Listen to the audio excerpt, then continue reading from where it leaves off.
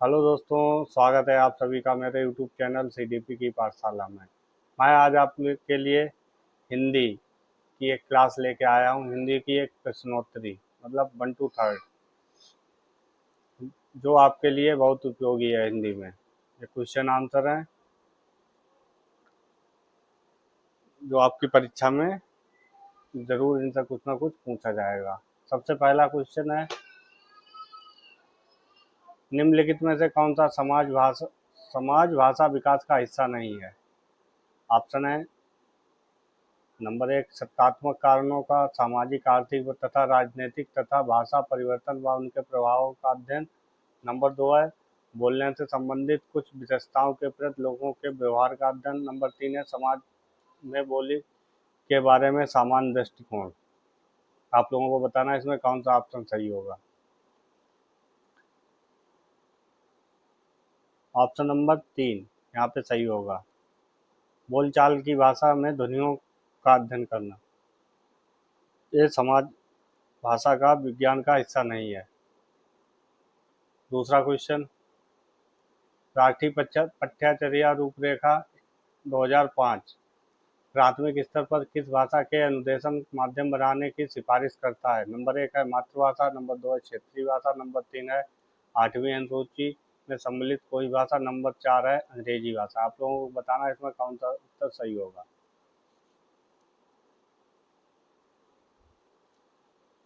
यहाँ पे पूछा गया है एनसीएफ 2005 से है क्वेश्चन, तो आप लोगों का ऑप्शन होगा यहाँ पे एक मातृभाषा का। दूसरा, नेक्स्ट क्वेश्चन, शिक्षार्थी केंद्रित कक्षा कौन सी है।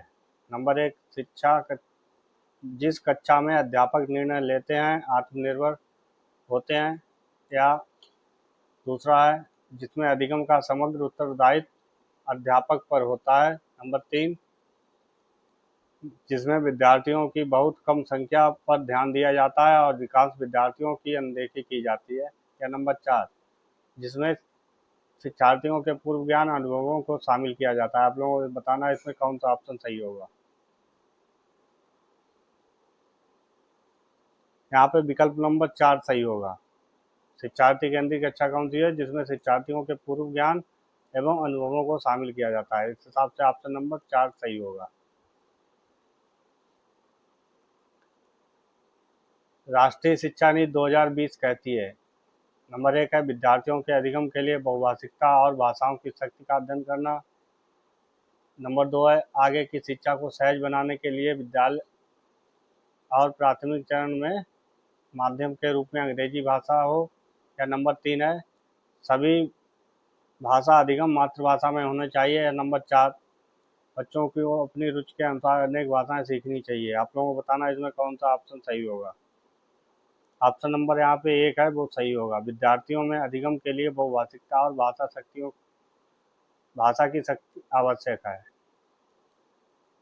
नेक्स्ट क्वेश्चन, निम्नलिखित परिकल्पना अनुशंसा करती है कि भाषिक निवेश भाषिक दक्षता के वर्तमान स्तर से डैश अधिगम प्रतिफलों को सही तरह से प्राप्त करने के लिए आदर्श है। नंबर 1 है एक चरण आगे, नंबर 2 है एक चरण आगे, नंबर 1 है एक चरण पीछे, या नंबर 3 है बहुत आगे, या नंबर 4 है समानांतर। आप लोगों को बताना है इसमें कौन सा सही होगा। यहाँ पे विकल्प नंबर जो है दूसरा वो सही होगा। I+1 वाला है भाषा लैंग्वेज एक्विजिशन डिवाइस। इससे क्वेश्चन पूछा I+1 वाला स्तर।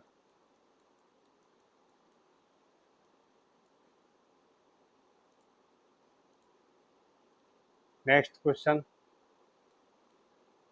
किसी भाषा की उपभाषिकता विशेषताओं के संबंध में कथन आ और कथन बा पर विचार करें। आ कथन है ध्वनि की प्रबलता सिर्फ वह नहीं है जो आप कहते हैं, बल्कि वह है कि आप कैसे कहते हैं। या बा में लिखा है स्वर शैली का अर्थ है कि आवाज़ और भाषा में विभिन्न। आप लोगों को बताना है इसमें कौन सा ऑप्शन सही होगा। नंबर 1 है आ सही है, बा गलत है। या नंबर 2 आ गलत है या बा सही है। नंबर 3 आ और बा दोनों सही हैं। या नंबर 4 आ और बा दोनों गलत हैं। आप लोगों को बताना है इसमें कौन सा सही होगा। यहाँ पे जो ऑप्शन नंबर है तीसरा वो सही होगा, और व दोनों सही है। नेक्स्ट, वाइगोत्स्की के अनुसार बच्चों में भाषा विकास कब होता है? नंबर 1 है जब वह दूसरों के साथ बातचीत करते हैं, नंबर 2 है जब वह भौतिक वस्तुओं के साथ बातचीत करते हैं, नंबर 3 जब वे स्वयं से बातचीत करते हैं, नंबर 4 जब वे चुप रहते हैं। आप लोगों को बताना है इसमें कौन सा सही होगा विकल्प। यहाँ पे विकल्प जो है पहला सही होगा, जब वह दूसरों से बातचीत करते हैं तभी उनके बच्चों का भाषा विकास होता है। नेक्स्ट क्वेश्चन, एक भाषा के अंतःक्रियात्मक मॉडल के बारे में विषम कथन का चयन करें। आप लोगों को बताना है इसमें कौन सा सही होगा।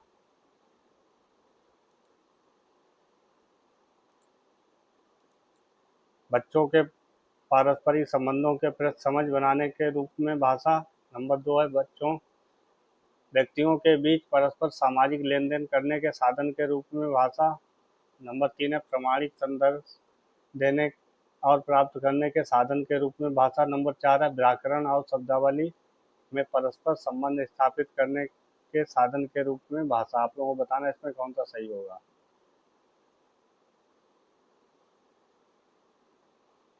यहाँ पे विकल्प नंबर 4 सही होगा, व्याकरण और भाषा शब्दावली के परस्पर संबंध को स्थापित करने के साधन के रूप में भाषा। इस हिसाब से ऑप्शन नंबर 4 सही होगा। नेक्स्ट, भाषा के से क्या अभिप्राय है, आप लोगों को बताना है। क्वेश्चन 9, पहला ऑप्शन है भाषा विज्ञान की व्यवस्था है, या नंबर 2 है व्यवस्थाओं की व्यवस्था है, नंबर 3 है विकासात्मक व्याकरणात्मक व्यवस्था है, या नंबर 4 अक्षर और ध्वनि। आप लोगों को बताना है इसमें कौन सा सही होगा। यहाँ पे विकल्प नंबर दूसरा सही है, या व्यवस्थाओं की व्यवस्था है भाषा, नंबर 4। और नेक्स्ट क्वेश्चन, भाषा के साथ संलग्नता से क्या आशय है। पहला है ऑप्शन शिक्षार्थी भाषा के नियम सीखते हैं, नंबर 2 अध्यापक भाषा अधिगम के शिक्षार्थियों के साथ काम करते हैं, नंबर 3 शिक्षार्थी शब्दों और वाक्यों का अर्थ समझने और उन्हें डिकोड करते हैं, नंबर 4 शिक्षार्थी भिन्न उद्देश्य के लिए भाषा का प्रयोग करते हैं और सीखते हैं। आप लोगों को बताना इसमें कौन सा सही होगा। यहाँ पे चौथा विकल्प सही होगा, शिक्षार्थी भिन्न भिन्न उद्देश्यों के लिए भाषा का प्रयोग करते और सीखते हैं।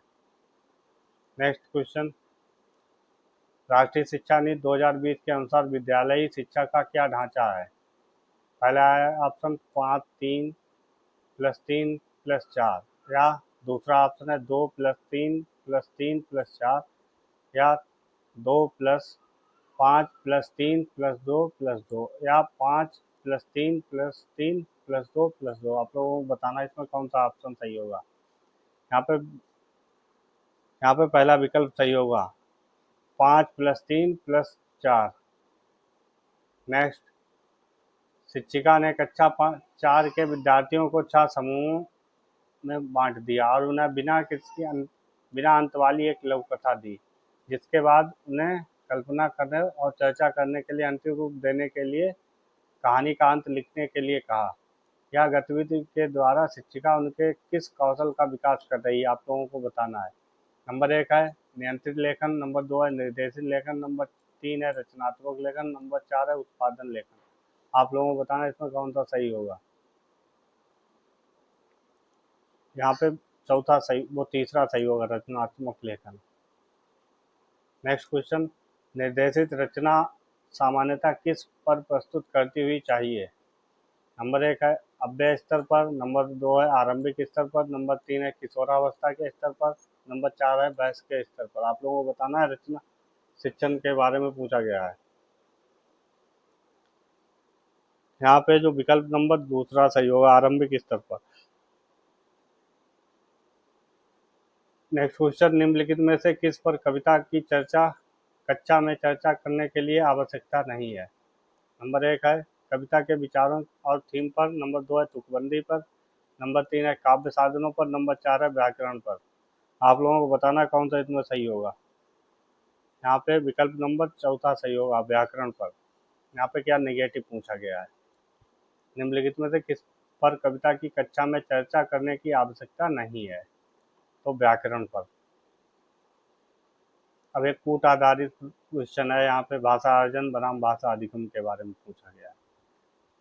झारखंड के एक गांव में रहने वाली शिक्षार्थी अपनी मातृभाषा में और हिंदी जानती है। वह अपने घर और पास पड़ोस में बोली जाती है।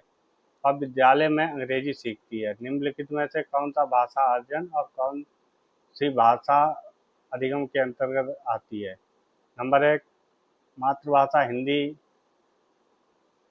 भाषा अर्जन के अंतर्गत आती है।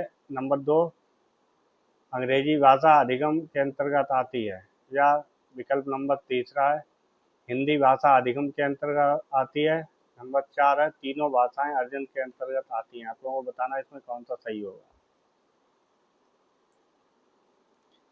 यहाँ पे पहला सही होगा, मातृभाषा हिंदी अर्जन के अंतर्गत आती है। क्यों? वह अपने घर मातृभाषा मतलब अपने आस पड़ोस में स्वाभाविक रूप से सीख लेती है।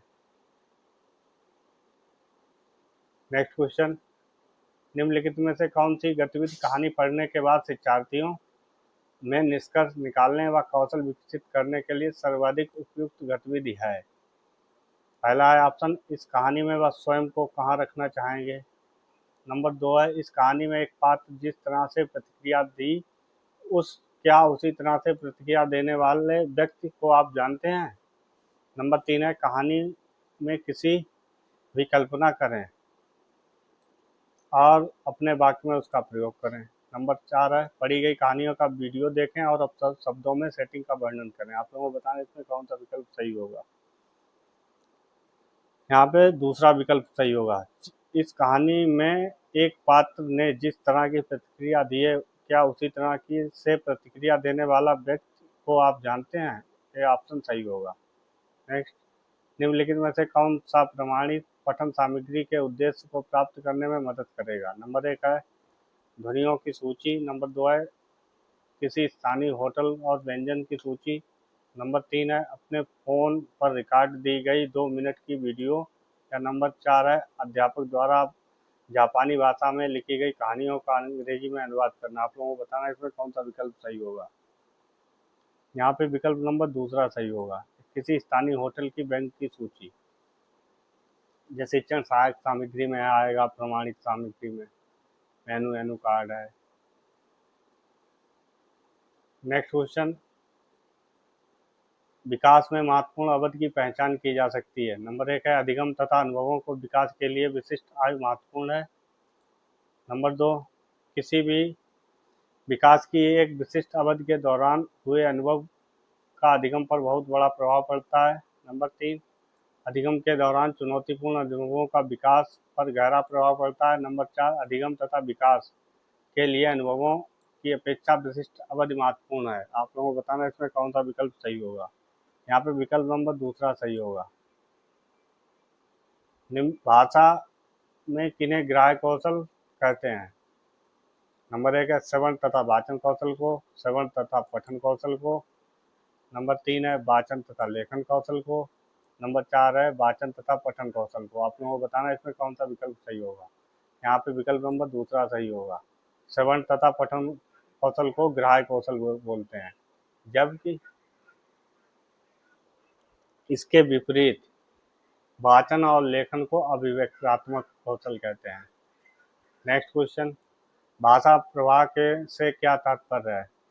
नंबर 1 है या शुद्ध वर्तनी लिखना। नंबर 2 है अपने शब्दों में कहानी का सार लिखना। नंबर 3 है व्याकरण के नियमों को स्पष्ट करना। नंबर 4 है साहित्य गति के साथ वाचन पठन अथवा लेखन करना। आप लोगों को बताना इसमें कौन सा विकल्प सही होगा। यहाँ पे विकल्प 4 सही होगा। नेक्स्ट क्वेश्चन, निम्नलिखित में से कौन सा भाषाविद नोम चॉम्स्की द्वारा प्रस्तुत किया गया है?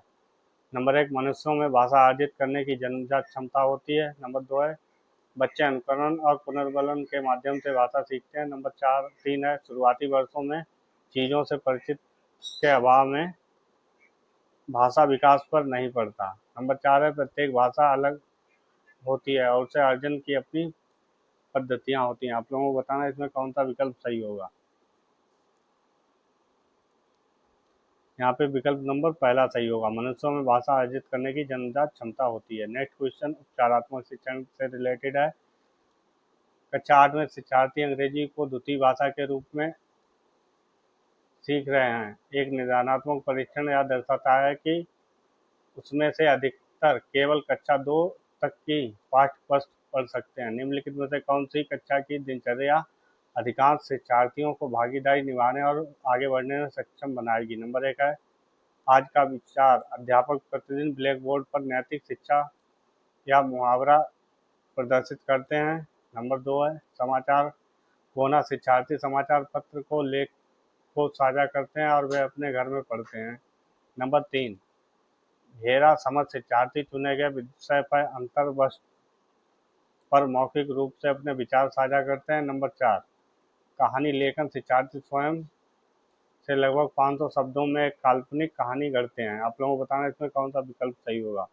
यहाँ पे विकल्प नंबर तीसरा सही होगा। घेरा समय। शिक्षार्थी चुने गए विषय अंतर्वस्त पर मौखिक रूप से अपने विचारों को साझा करते हैं। Next question. निम्नलिखित में से कौन सा पठन का उपकौशल है? आप लोगों को बताना है। नंबर 1 है लिपिबद्ध करना। नंबर 2 है वर्तनी याद करना। नंबर 3 है कहानी की घटना याद करना। नंबर 4 है अनुमान लगाना। आप लोगों को बताना है इसमें कौन सा सही होगा।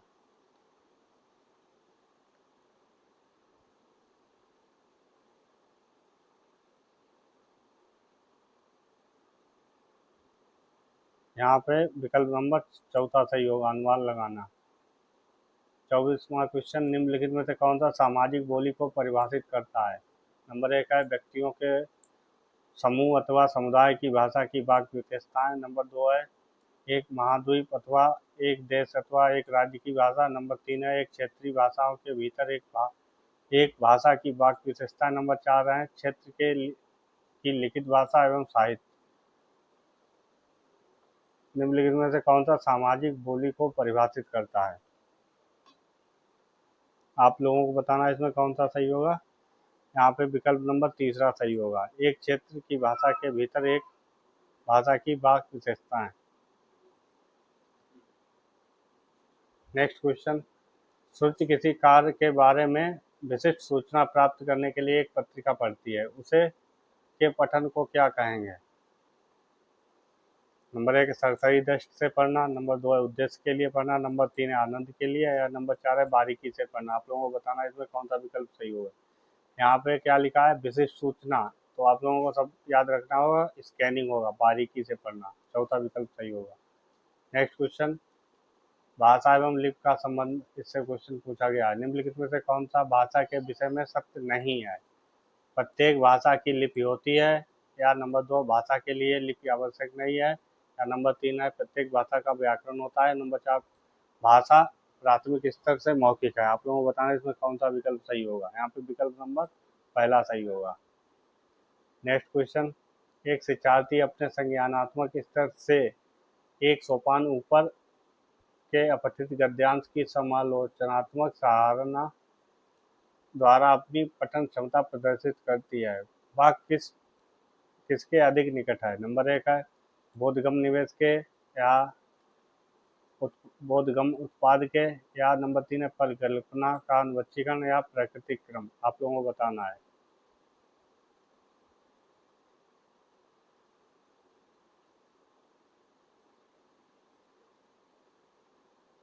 यहाँ पे विकल्प नंबर जो होगा पहला सही होगा। निम्नलिखित में से कौन सी लेखन की विशेषता नहीं है? नंबर 1 है मौखिक रिपोर्ट प्रस्तुत करना, अच्छा संगठन। नंबर 3 है स्पष्ट उद्देश्य। नंबर 4 है व्याकरणिक परिशुद्धता। यहाँ पे भी पहला बच्चे किस अवस्था के दौरान तरह तरह के अक्षरों से मिलाकर ध्वनियाँ निकालना शुरू कर देते हैं, जैसे नंबर 1 है क्वीन। नंबर 2 है वन वर्ड स्टेज, एक शब्दीय अवस्था। नंबर 2 है टेलीग्राफिक वाक अवस्था। नंबर 4 है बबलाने की अवस्था। वाह वाह वाह दादा दादा, तो इस हिसाब से बबलाने की अवस्था चौथा विकल्प सही होगा। आज का लास्ट क्वेश्चन। एक एक भाषा शिक्षिका अपनी कक्षा में शुरुआत सामान्यतः कुछ निश्चित परिस्थितियां देकर, कुछ प्रश्न प्रस्तुत कर, अपने अनुभव साझा कर आदि द्वारा करती है। इसे क्या कहा जाता है? नंबर एक है पठन पूर्व कार्य, या पठन के दौरान कार्य, या निरंतर चलने वाला कार्य, या पठन के पश्चात कार्य। आप लोगों ने यहाँ पे पढ़ना है कौन सा विकल्प सही है।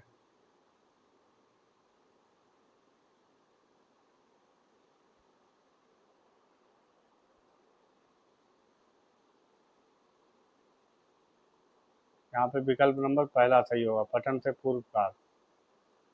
आप लोगों को मेरी क्लास अच्छी लगी हो तो लाइक करें, सब्सक्राइब करें।